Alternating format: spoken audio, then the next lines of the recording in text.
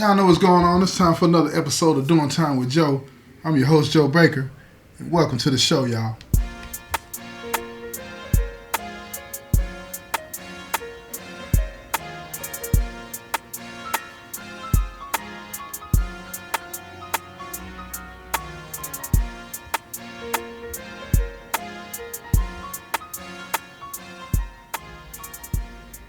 All right, y'all, look here. The gang life.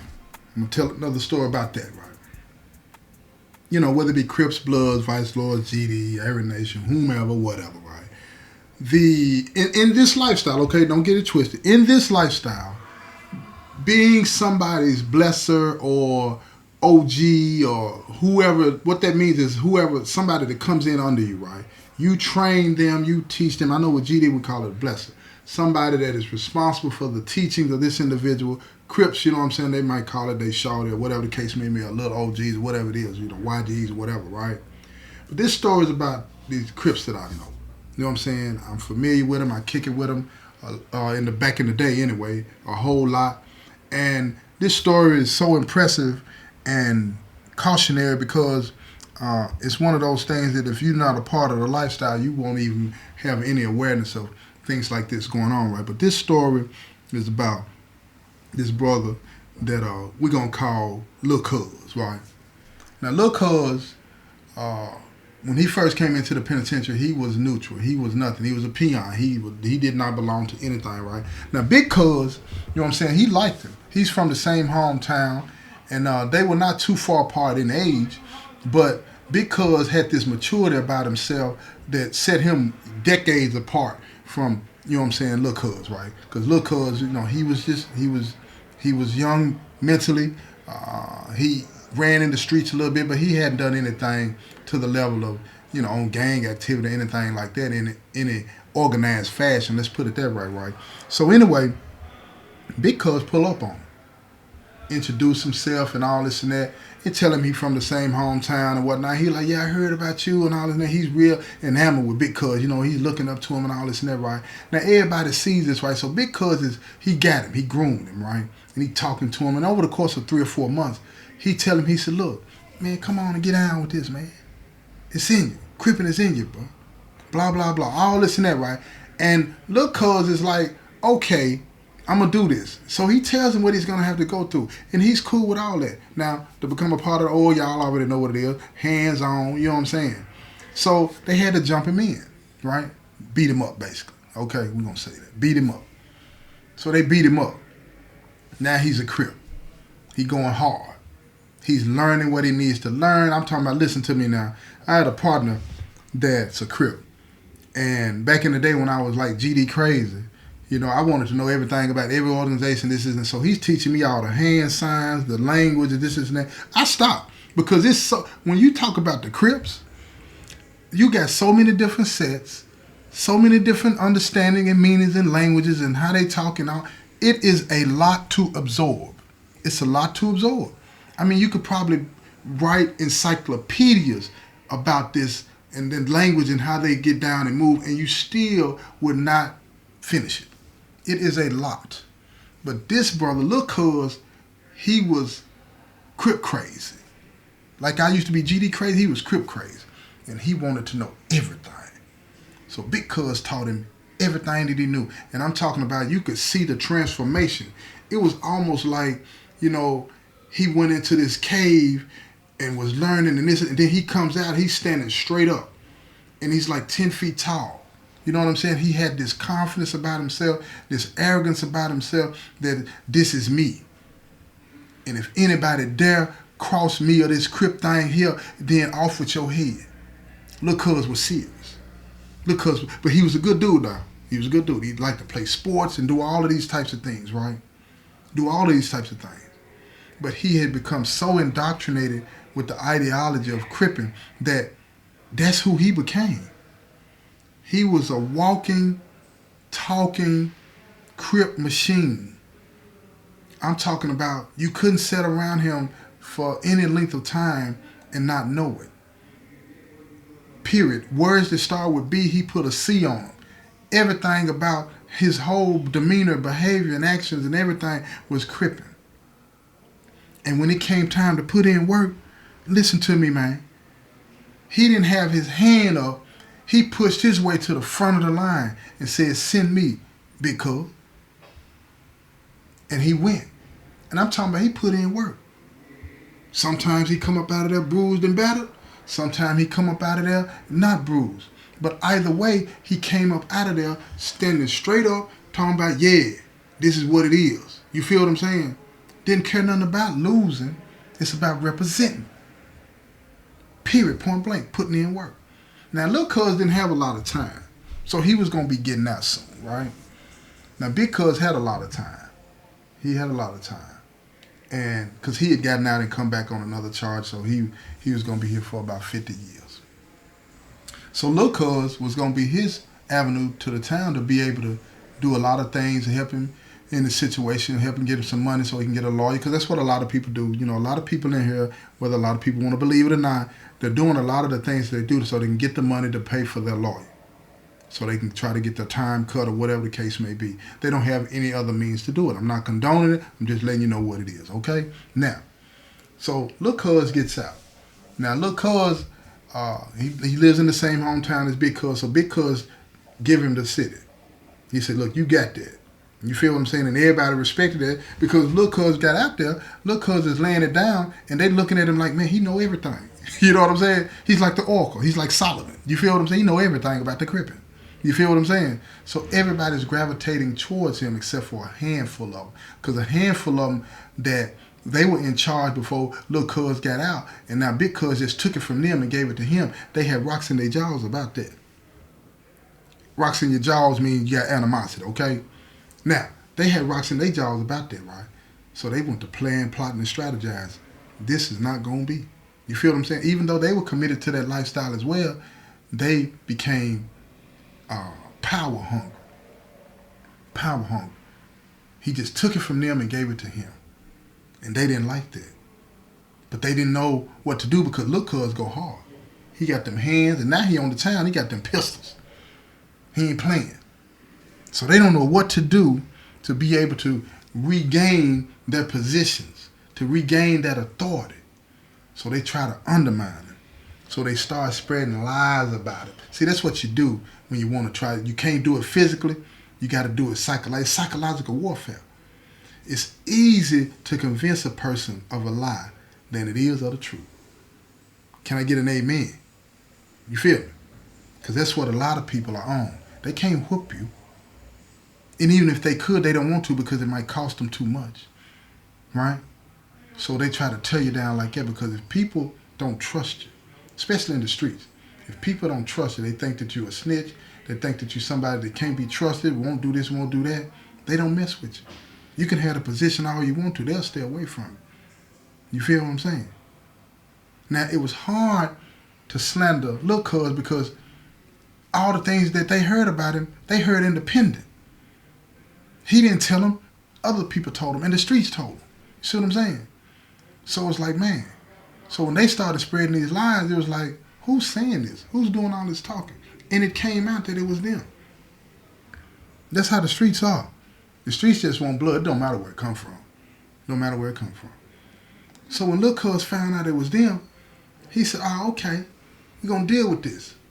So he gets all the Crips in the neighborhood together, and they get in this big field. And in this big field, it's like back in the day. He get them in a circle. And he tell them one at a time, get up in here. Now, like I said, he got hands. So he get them in the circle. And they all go up in there, one at a time. He put them down. I'm talking about putting them down. Hands on. Knocking them out. Next, come on. Next, come on. Next, about 4 or 5 of them. He whooping them. He's getting battered and bruised too, but he's still whooping them. He likes this. He's drunk on it. Like I said, he Crip crazy. You know? So now they have been totally defeated. They have to totally submit to him. You feel what I'm saying? Tails tucked, like some old wolves out in the woods that done been whooped by the alpha male. Get in line before you eat. I'ma eat first. That's how he had done them. So now they have to worry about everybody else seeing them as less than. They used to be in charge. Everybody looking at him like they can't be trusted now. They don't care nothing about that. They have to find a way to get him gone. Now, if you can't do it one way, you do it another way. And that's what happened to them. They started to ratchet it up a little bit, trying to figure out, can we do this and nobody know we did this? Because here's the thing. If he's gone, just by attrition alone, they get that spot back. Because nobody else is more qualified than them. They'll automatically, in their minds, get moved back into that spot. So this is what they do. And I'm going to show you something. This is why this lifestyle, I'm telling you, you need to be careful about wanting to be a part of this lifestyle. So this is what they do. They tell him they need to talk to him. Tell him to come to the house.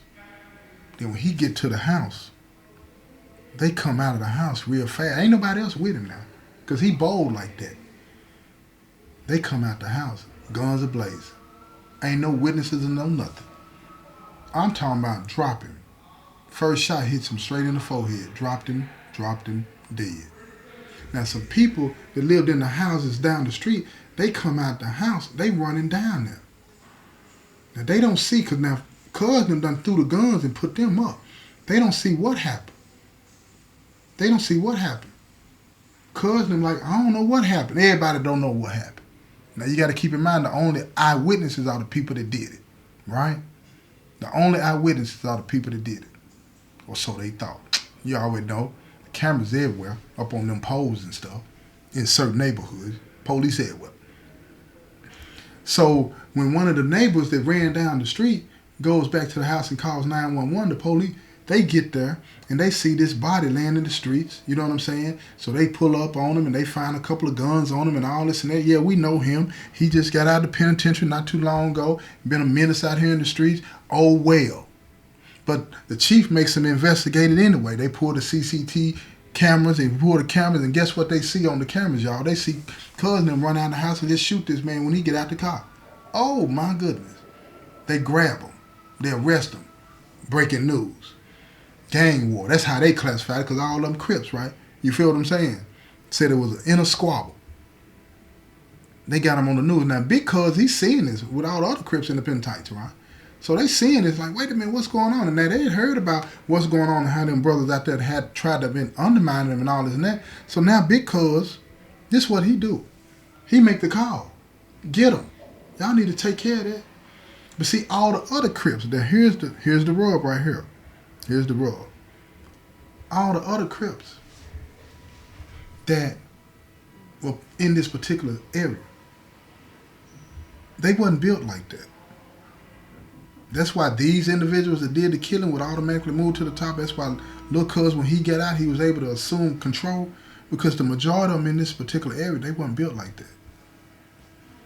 So, when he made the call for them to take care of the ones that had done something to Lil Cuz, because they was out on bond in this particular town, country town, y'all, so they could reach him and get him. Because they didn't look at it like a murder that was innocent and shouldn't have happened. They looked at it like gangs fighting each other, you know what I'm saying, and must have been drugs involved, and they didn't value the life of another black man anyway, and so on and so forth, right? So they were able to get out on bond. It was kind of steep, but they were able to get out. They sold drugs, you feel me? Now, Cuz now, that's also in the town, they don't heed the call of the big homie. When Big Cuz tell them to take care of them, they don't do nothing. He's repeatedly calling and telling and threatening them. You don't do this, you ain't nothing, and I'm going to send somebody down there to do this. So they were saying, if you could send somebody down here to do something, you need to send somebody down here to get them. They were bucking him. And here's the thing. He started to see it for what it was. Yeah. He started to see it for what it was. And lo and behold, he said, I'm done. He said, I can't do this no more. So it's like, when I had the honor of having a conversation with him, I said, when you said you couldn't do it no more, what did that mean? And then he told me, he said, man, I was his blesser, is what y'all call it. I was GD at the time. He said, I was responsible for this man's life. I fed him something, he ate it, and it cost him his life. He was putting in work for me, and it cost him his life. And then, according to the rules that we all live by that I taught him, the other brothers wouldn't do nothing about it. And he said, now these other guys, they're on their way to the penitentiary, but the way we live, they supposed to die. And when he saw that, he was like, all of this is a sham. It's not real. And he didn't want anything to do with it no more. Now, that's a good thing. That's a good thing. And unfortunately, it cost somebody their life. See, and that's why I wanted to do this episode. Because we have to learn to live by and getting lessons from other people's examples. There's two types of knowledge, right? Knowledge that you know, knowledge that you live. You understand what I'm saying? Yeah, you understand what I'm trying to tell you? Let me explain it to you. Or two types of intelligence, rather. Now, an intelligent person that knows something, right? If I come to you and I say to you, look, the stove is hot, and you trust me, right? So you don't touch that stove. That's wisdom on your part. You believe what I'm saying. You have that certain amount of respect for me or reverence for me to believe that I'm telling you that stove is hot. Now, the other type of knowledge or intellect or intelligence that we have is living it. If I came to you and I said that stove is hot, you didn't believe me, then you put your hand on that stove, you won't put your hand on that stove again because it's hot, right? When it's red. Now, you've learned, but there's two ways that you learn things. You learn by listening to other people and learning from their example, or you learn by doing it yourself. Most of the times, if you listen to what other people tell you and do it, even though you may not have seen what they say happen, meaning that the hands get burned, that denotes wisdom. You trust this person. And what Big Cuz realized was that I don't have to die, or I don't have to indoctrinate somebody else and they die for me to understand that this lifestyle is a shame. Do you need me to repeat that? He learned the hard way that this life was a sham, and it cost him somebody that he cared about his life. And he learned that he was not going to continue to go down that path. He had attained wisdom. A hard way, man. A hard way, because I'm sure that little cuz's mama and them didn't want to hear that. They didn't want to hear that. But they wasn't mad at Big Cuz because he communicated with them and talked to them, and then he ended up getting his case overturned and got out, but he ended up coming back. But he was able to build a relationship with little cuz's mama and them. And he told him how much he was sorry for what he had done and how he had taught him and all this and that. And I wanted to impart that story on to you, because don't be the type of person that has to touch the fire to know that you shouldn't touch the fire. Do you follow what I'm saying? Please follow what I'm saying. Don't be that person, okay? Go check out my book, Rivals. Stay tuned for the movie that's coming out. And one more thing. Y'all already know. I love y'all. I do. And don't come this way. This ain't for you. This has been another episode of Doing Time with Joe. I'm your host, Joe Baker. And I say peace, y'all.